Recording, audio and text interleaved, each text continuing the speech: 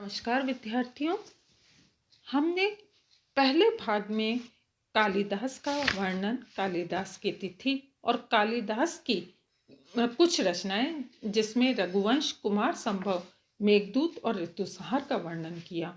आज हम अब देखेंगे कि कालिदास के प्रसिद्ध नाटक कौन कौन से थे। विद्यार्थियों, पहला महत्वपूर्ण नाटक है मालविका अग्निमित्र। मालविका अग्निमित्र 5 अंकों में लिखा गया नाटक है। ये कालिदास की प्रथम रचना माना जाता है। यह इस नाटक का ऐतिहासिक कथानक है जिसमें अग्निमित्र और मालविका की प्रेम कथा का विवरण दिया गया है। अग्निमित्र मौर्य राजा बृहदत्त के सेनापति पुष्यमित्र शुंग का पुत्र है और अपने पिता के अधीन राज्य करता है। मालविका विदर्भ की राजकुमारी है। संयोगवश मालविका अग्निमित्र की रानी की परिचायिका के रूप में उनके यहाँ शरण लेती है। अग्निमित्र उसके सौंदर्य से वशीभूत होकर उससे प्रेम करने लगता है। यद्यपि महादेवी राजकुमारी मालविका को अग्निमित्र की दृष्टि से छिपाने का भरसक प्रयत्न करती है, लेकिन संयोगवश राजकुमारी वसु लक्ष्मी के द्वारा अग्निमित्र को सत्य का ज्ञान हो जाता है। मालविका भी अग्निमित्र के ध्यान में खोई रहती है। अग्निमित्र की व्याकुलता बढ़ने लगती है। अंत में विदर्भ से आई 2 सेविकाओं से ज्ञात होता है कि मालविका विदर्भ नरेश माधव सेन की बहन है। इस बात को अभी तक गुप्त रखा गया है। इस बात के प्रकाश में आते ही महादेवी धारिणी की स्वीकृति से मालविका और अग्निमित्र का विवाह हो जाता है। कालिदास ने इस नाटक में उलझे हुए कथानक और परिपक्वता के आधार पर कुछ लोग इस नाटक को कालिदास प्रणीत होने में संदेह करते हैं, परंतु इस प्रकार का संदेह निरर्थक है। यह कालिदास की रचना है जिसे उन्होंने पूर्ण विश्वास के साथ विद्वान जनों के समक्ष प्रस्तुत किया है। इसमें अवान्तर और प्रतिकूल घटनाओं का भी समावेश हुआ है जो मुख्य कथा के सहायक के रूप में प्रकट होते हैं। संवादों की समरसता नाटक के मुख्य कथ्य को एक सूत्र में बांधे रखती है। दूसरा है विक्रमो उर्वशी। विक्रमो उर्वशीय कालिदास द्वारा प्रणीत 5 अंकों का त्रोटक है। त्रोटक उपरूपक का ही एक भेद है। पूर्वा और उर्वशी का आख्यान ऋग्वेद, महाभारत, विष्णु पुराण, पद्म पुराण, मत्स्य पुराण तथा भागवत और कथा सरित सागर के अनेकत्र प्रयुक्त हुआ है, लेकिन परंपरागत कथानक का नाट्य रूपांतरण करते समय कालिदास ने इस कथा को नया रूप दिया है। यह नाटक मालविका अग्निमित्र से अधिक परिपक्व है। पहले अंक में केशी असुर के चंगुल में फंसी उर्वशी को पूर्वा मुक्त कराता है। पूर्वा वीर, विख्यात, सहृदय और क्षमावान क्षीरोदत्त नायक राजा है। वह उर्वशी को हृदय से चाहता है। पूर्वा पहले प्रेमी है, बाद में राजा है। उर्वशी की रूपवती और गुणवती नायिका है। अप्सरा होने के कारण उसे मानव और देवी दोनों गुणों का सम्मिश्रण है। पूर्वा के उपकार से प्रभावित होकर वह उससे प्रेम करने लगती है। अप्सरा होने के कारण उर्वशी स्वर्ग में लक्ष्मी स्वयंवर नाटक में लक्ष्मी का अभिनय करती है, परंतु असावधानी से नाटक में पुरुषोत्तम के स्थान पर उसके मुख से पूर्वा का नाम निकल जाता है। इससे उसे शाप का भागी बनना पड़ता है, लेकिन इंद्र उसे युक्ति से पूर्वा के पास भेज देते हैं, किंतु असावधानी से वह लता बन जाती है। परंतु पूर्वा पुनः मणि के द्वारा उसे पूर्व रूप में प्राप्त कर लेता है। समय बीतता है। शाप का समय समाप्त होने पर उर्वशी को स्वर्ग लौटना आवश्यक हो जाता है, परंतु इंद्र पूर्वा के जीवन पर्यंत उर्वशी को पृथ्वी पर रहने की अनुमति दे देते हैं। यही नाटक समाप्त हो जाता है। इस नाटक में कवित्व कल्पना की उच्चता के बावजूद क्रियाशीलता में शिथिलता दिखाई देती है। छोटे छंदों के प्रयोग ने इसे सुरुचिपूर्ण बनाने में महत्वपूर्ण योगदान दिया है। अन्य नाटक है अभिज्ञान शाकुंतलम। यह नाटक कालिदास की सर्वश्रेष्ठ कृति है। विश्व की अनेक भाषाओं में इसका रूपांतरण हो चुका है। इसके 7 अंग है और इसका कथानक महाभारत के प्रसिद्ध शकुंतलोपाख्यान पर आधारित है। इस नाटक के द्वारा शकुंतला और हस्तिनापुर के राजा दुष्यंत की प्रेम कथा प्रकट की गई है। ये महाभारत के कथानक के रूप में कालिदास को प्रेरणा मिली होगी, लेकिन कालिदास ने अपनी कल्पना से कथा को नए आयाम दिए। दुष्यंत के चरित्र, शाप, अंगूठी की कल्पना कालिदास द्वारा जोड़े गए तथ्य हैं। महाभारत की कथा में शकुंतला पुत्र सहित दुष्यंत के पास भेजी जाती है। इस नाटक के प्रधान प्रेम कथा को रोकने और आगे बढ़ाने के लिए जिन अवान्तर चरित्रों और घटनाओं का समावेश हुआ है वे सभी सभिप्राय है। सभी घटनाएं नाटक की विषय वस्तु के लिए सहायक होने के कारण सार्थक है।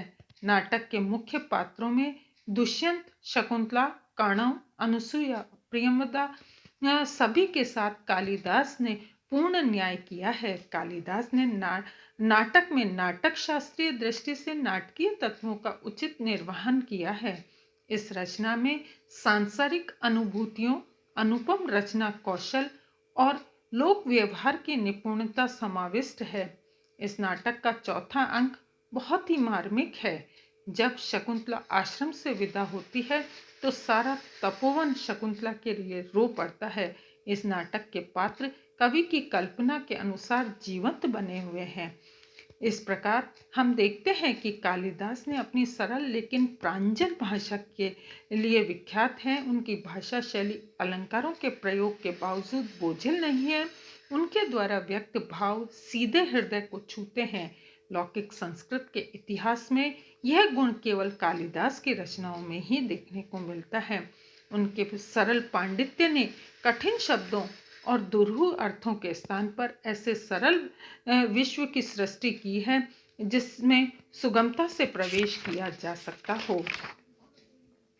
कालिदास ने अपने काव्यों और नाटकों के कथानक को प्राचीन परंपरा के अनुसार यथारूप में प्रयुक्त नहीं किया। उन्होंने अपनी दृष्टि और कल्पना से उन्हें एक ऐसा स्वरूप दिया है जो उसके मन को भाता है। कथा में नए आयाम जोड़कर उसे अधिक आकर्षक बनाने की युक्ति कालिदास की निजी उपलब्धि है। कुमार संभव का प्रस्तुत रूप एक प्रकार से कालिदास की अपनी बुद्धि की उपज था। शंकर का वह प्रचंड रूप जिसे देखकर कामदेव को भस्म किया है, वही शंकर विवाह के पश्चात लोक परंपरा के अनुसार एक मानव के समस्त राग विराग में रत प्रणय कोकिल करता हुआ दिखाई देता है। कालिदास के कथ्य को नया रूप प्रदान करने की प्रतिभा ने उसके नाटकों को अधिक प्रभावशाली बनाया है। अभिज्ञान शाकुंतलम में दुष्यंत का चरित्र, मुद्री का प्रसंग और अनेक घटनाएं कालिदास की सृष्टि और उदात्त कल्पना के प्रमाण हैं। कालिदास प्रकृति के अन्यत्र आराधक थे। कालिदास एक रसवादी कवि है। कालिदास उन्होंने काव्य में कोमल पक्ष को अपनाया, इसीलिए उनकी शैली में रमणीयता, चारुता, लालित्य तीनों गुणों का समावेश हुआ है। इस रति के विलाप से जैसा सारा उपवन रोता है, मेघदूत का उत्तरार्ध और रघुवंश में राम की करुण अवस्था का वर्णन हृदय को द्रवित कर देने में समर्थ है। कालिदास की करुणा में अनुभूति की गहराई मन को छूती है। श्रृंगार प्रिय कालिदास नारी के नैसर्गिक सौंदर्य को शब्द चित्र के द्वारा मूर्त करने में कुशल ही नहीं अद्वितीय है। पार्वती और यक्ष की तन्वी प्रिय के द्वारा कालिदास नारी के शारीरिक सौंदर्य का उच्च मापदंड प्रस्तुत करते हैं। कालिदास ने भारतीय संस्कृति के इस तथ्य को विस्मृत नहीं किया कि नारी का सर्वोत्तम आभूषण लज्जा है। कालिदास प्रकृति की छवि को नारी में देखते हैं। कालिदास लोक कवि इससे कम नहीं है।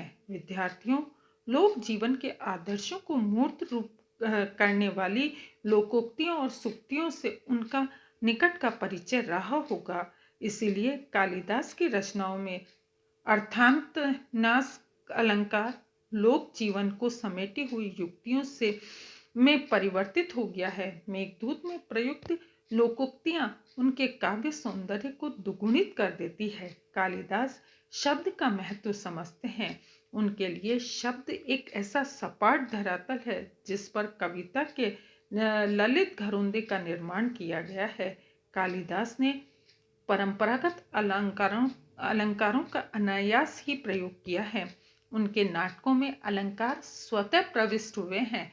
कवि के अनुप्रास, उपमा, रूपक, उत्प्रेक्षा तथा अर्थांतरनाश का प्रयोग कर नाटकों के तथ्य को सार्थकता प्रदान की है। विद्यार्थियों, उनके अलंकार काव्य शैली को बोझिल न बनाकर उनके प्रवाह में बहते हुए प्रतीत होते हैं। कालिदास उपमा के प्रयोग के लिए प्रसिद्ध है।